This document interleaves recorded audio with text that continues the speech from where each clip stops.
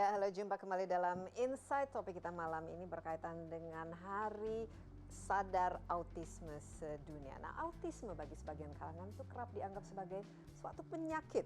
Namun autisme merupakan gangguan perkembangan kompleks akibat struktur dan fungsi otak yang tidak berkembang sempurna. Penyandang autistik memiliki keterbatasan berkomunikasi hingga sulit mengekspresikan diri. Namun tidak berarti orang dengan autisme tidak mampu berprestasi. Lalu, bagaimana cara mengasuh dan mendidik anak autis? Dan bisakah autisme itu disembuhkan? Kita bahas tentang autis secara lengkap dalam Insight bersama saya, Desi Anwar.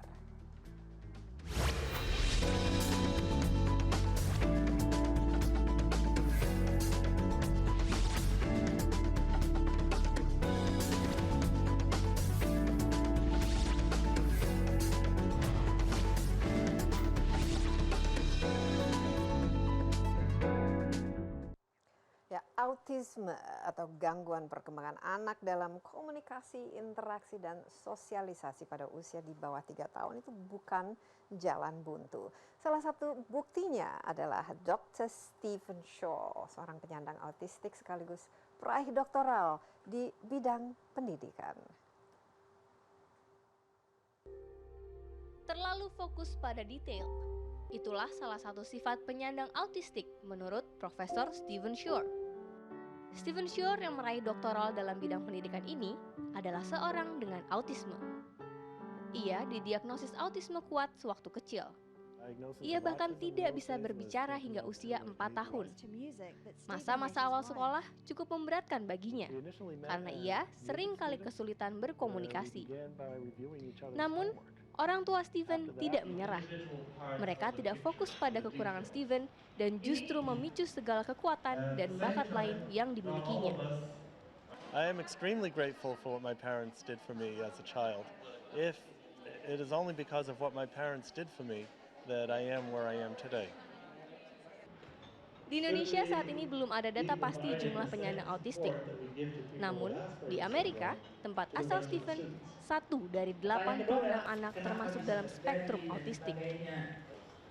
Kehadiran Stephen Shaw kemudian menjadi gambaran bahwa dengan arahan yang tepat, penyandang autistik bisa menjadi yang terbaik di bidangnya. Untuk melihat bahwa anak-anak ABK ini bisa dibantu, mereka juga layak dan mereka juga harus punya hidup yang lebih baik gitu. Sama haknya dengan anak-anak lain gitu yang juga punya kesempatan untuk hidup lebih baik gitu. Nah, anak-anak ABK juga mereka juga harus punya kesempatan untuk bisa punya hidup yang lebih baik gitu. Penyandang autistik memang memiliki beberapa tantangan dalam hidupnya. Hal itu tidak menyurutkan harapan bahwa mereka bisa berkontribusi di masyarakat. Selalu dengan dukungan orang tua, komitmen orang tua, mereka bisa menjadi seseorang yang luar biasa hebat. Stephen Shaw kini mendedikasikan hidupnya untuk membantu penyandang autistik di seluruh dunia agar dapat hidup lebih baik. Katrina Inandia, Jakarta. Ya, didiagnosis mengidap autisme yang kuat dan tak mampu berbicara hingga usia 4 tahun, Stephen Shaw justru menyelesaikan jenjang pendidikannya hingga menjadi profesor di Universitas Adelphi, Amerika Serikat. Langsung saja kita sapa Dr. Stephen Shaw yang sudah berada bersama saya di studio. Halo, Dr. Shaw. Hello. Stephen, it's good to have you here.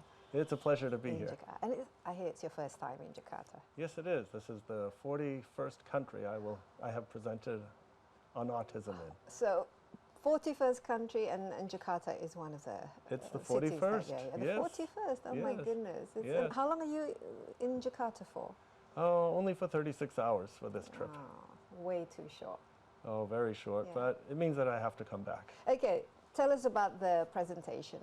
This is the 41st city, but you know, you've been sort of from one country to the other holding your seminar on autism. Tell us Correct. a little bit about it. Sure. Well, yesterday I gave a 3-hour workshop, and the focus was on opening doors to opportunities for individuals on the autism spectrum. And what I did was focus on how we can look at the characteristics of autism to use them as strengths.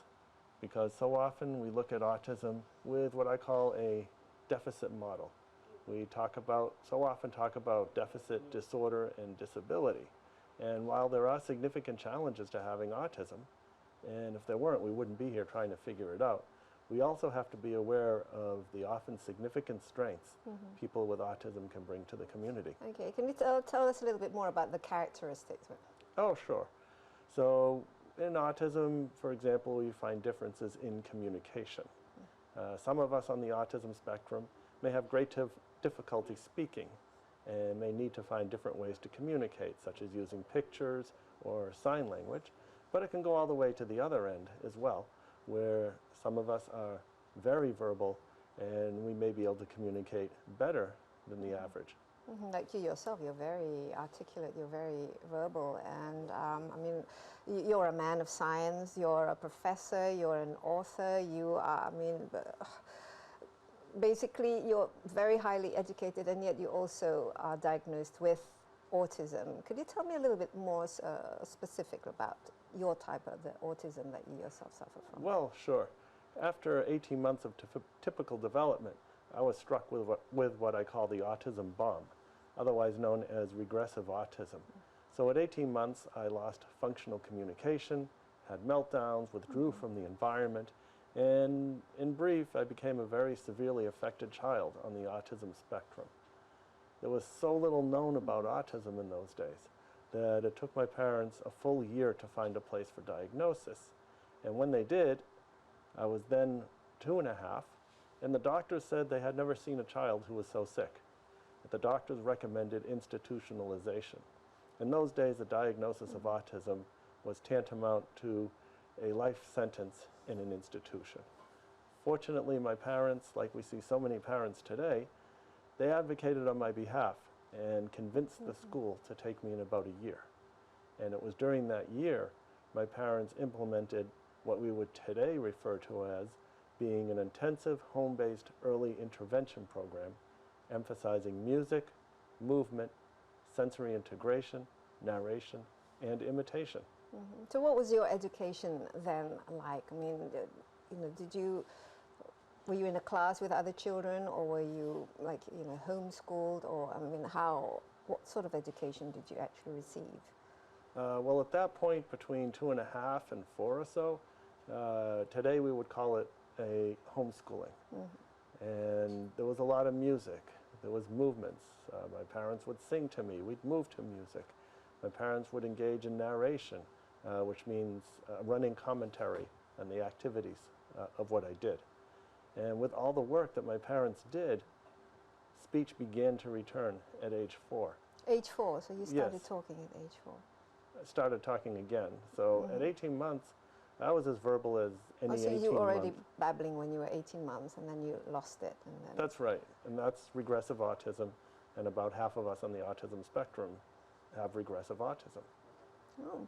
And then how did you feel when you were growing up, and what kind of challenges did you face, and what were your particular difficulties that you yourself faced? And Well, after regaining my ability to speak, which was at about 5.5, I entered regular school kindergarten at age 6, and I was a social and academic catastrophe. I didn't know how to get along with my classmates in a way that they understood or could appreciate. I guess repeating the letter B over and over again while walking about the room didn't endear me to my classmates. So as a result, there was a lot of bullying, there was a lot of teasing, and fortunately these days, school systems are beginning to realize that bullying is not a developmental phase that people need to go through. Academically, I was usually about a grade behind in most of my subjects, all through elementary school, so grades K through 6. At the same time, I was fascinated with school because I knew that I could go into the library and get books on my favorite subject. So whatever I was interested in, it might have been earthquakes, weather, astronomy, aviation, a number of things. And I'd get all the books from the library, I'd stack them on my desk, I'd read them, take notes, copy diagrams, and that was a lot of my elementary school education. could you remember feeling unhappy or frustrated, and when you were being bullied, did you feel that why am I different, or is there something? How did you actually feel? Well, what did the world look like to you? Well, being bullied made me, it made me anxious. It was fearful because I always had to worry about students beating me up after school, being made fun of. So it definitely was a very bad feeling, being bullied. Mm-hmm. But who were the most important people then in your life? I mean, were your parents? Did you feel that they, were they there all the time? And did you have good teachers who really understood you, and good doctors who helped? Yes, I definitely did. So we'll start with my parents. And the only reason that I am where I am today is that my parents accepted me for who I was as a child, significantly affected with autism, but at the same time, they knew that there was a lot of work that needed to be done if I were to lead a fulfilling and productive life. Then as we move on to, as I get a little bit older, I can think of a few psychiatrists, psychologists, teachers who seemed to understand me, and I guess the commonality was that even though I had autism, they weren't out to cure autism, but they were out to help me work with the autism. And to today, I attribute my success to my lovely wife, to whom I've been married to for over 25 years. Oh, that's great.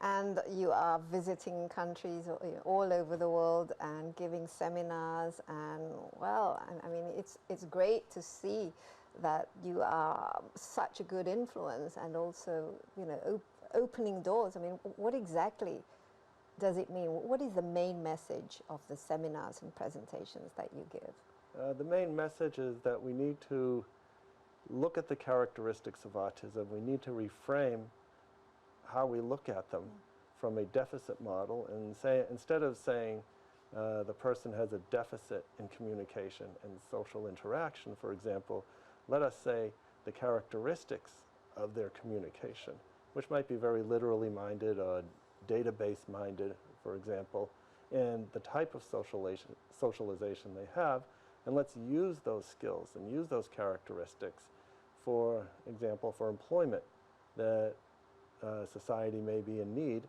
in which these individuals can provide a service and likely do a better job than a typical coworker. Okay, well, let's take a little break, Stephen, but we will come back and explore some more of this, and kita akan lanjutkan perbincangan bersama Dr. Stephen Shaw untuk mendengar lebih banyak lagi kisah kehidupannya sebagai individu autistik. Tetaplah bersama Insight.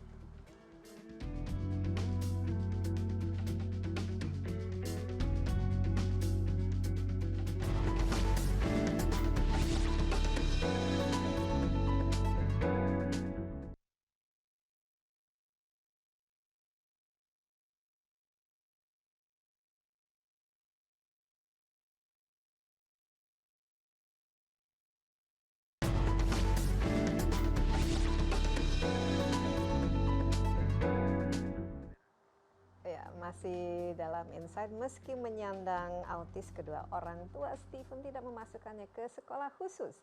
Stephen justru didorong untuk mengembangkan kemampuannya melalui musik dan menyanyi. Nah, bagaimana musik misalnya membantunya menghadapi autisme? Kita masih bersama Dr. Stephen Shaw.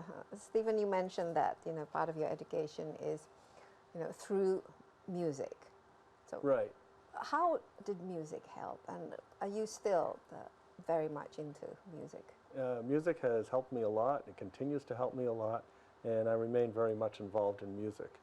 So starting from an early age, I suppose I could say I've been listening to music since my prenatal days, before I was born, because my parents always had music on in the house. Usually it was classical and some folk music.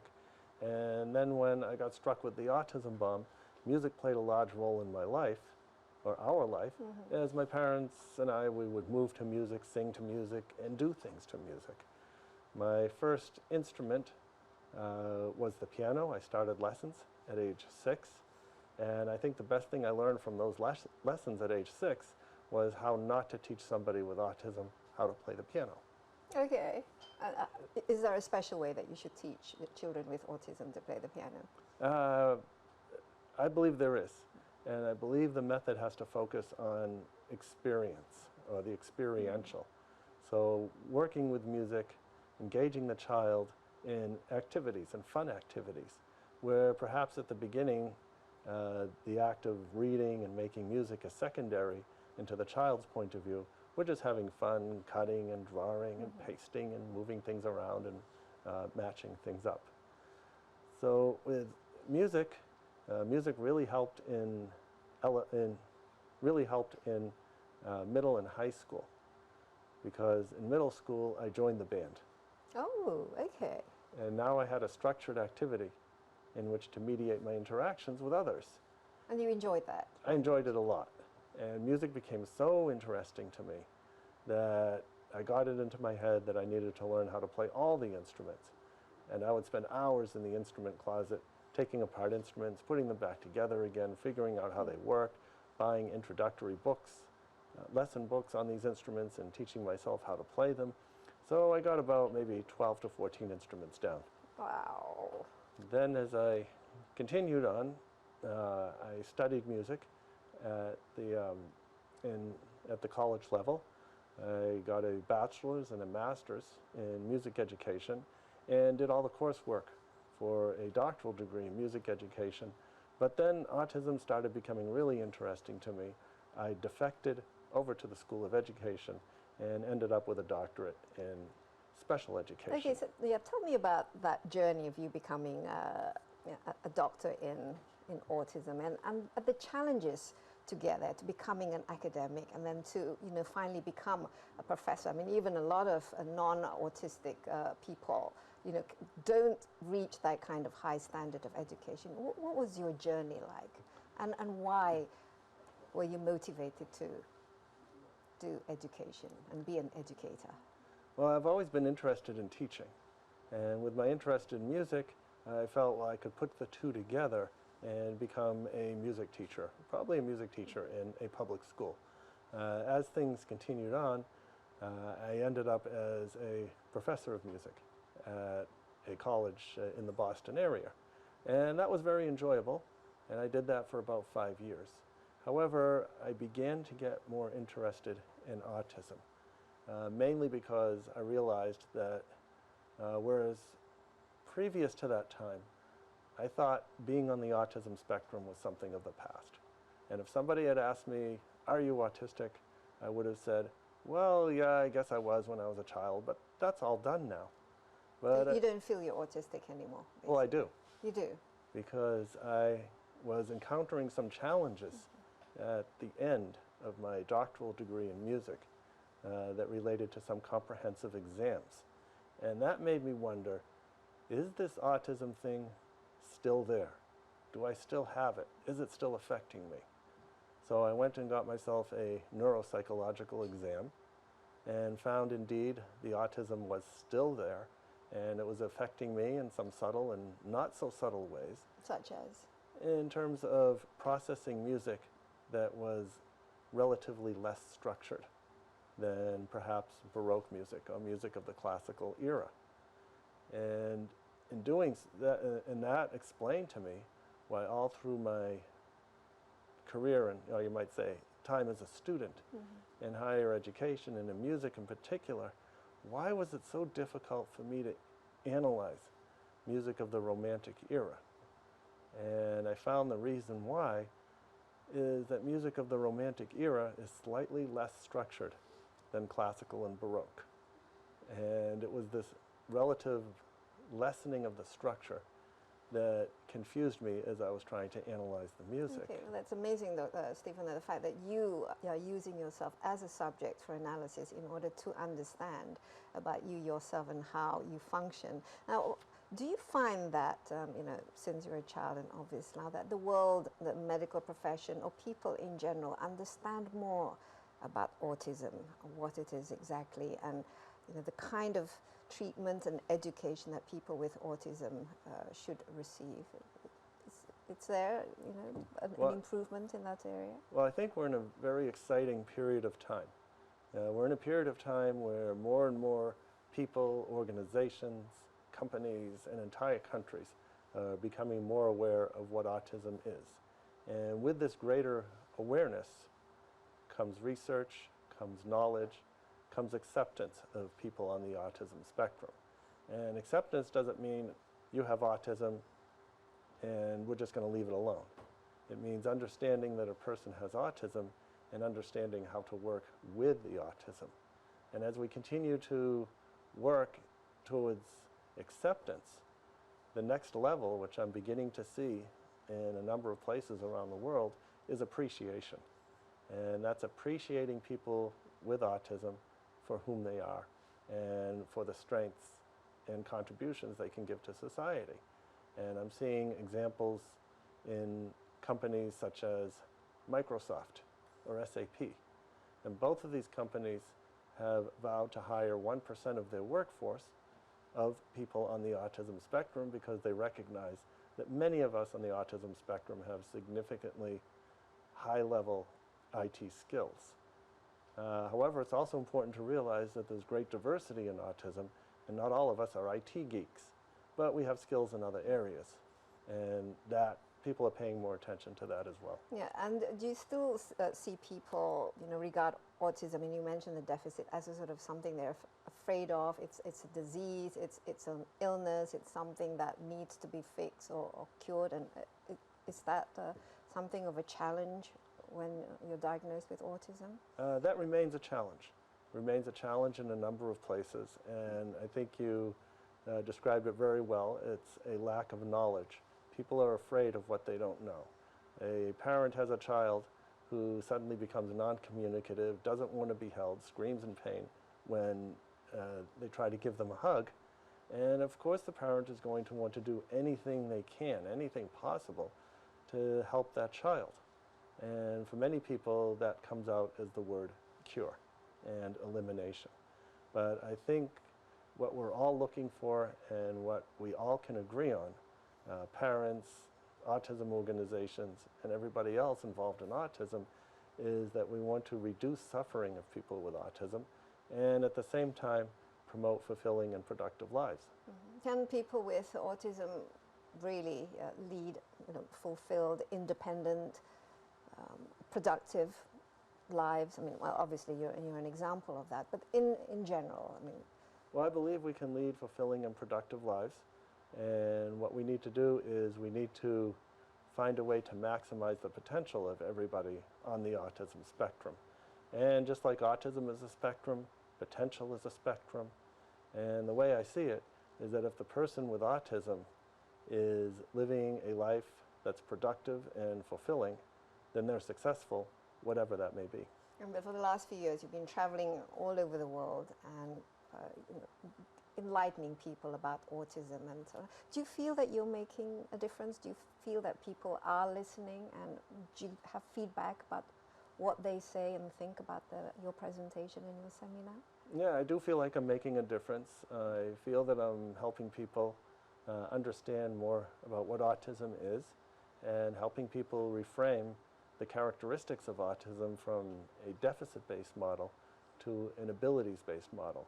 And when I give my presentations, while I like to focus on strengths and abilities, I feel it's also important to be realistic and to address and remediate for those significant challenges that come with autism. Mm-hmm. And we as a society should understand autism more and should basically include people diagnosed with autism in all aspects of our lives.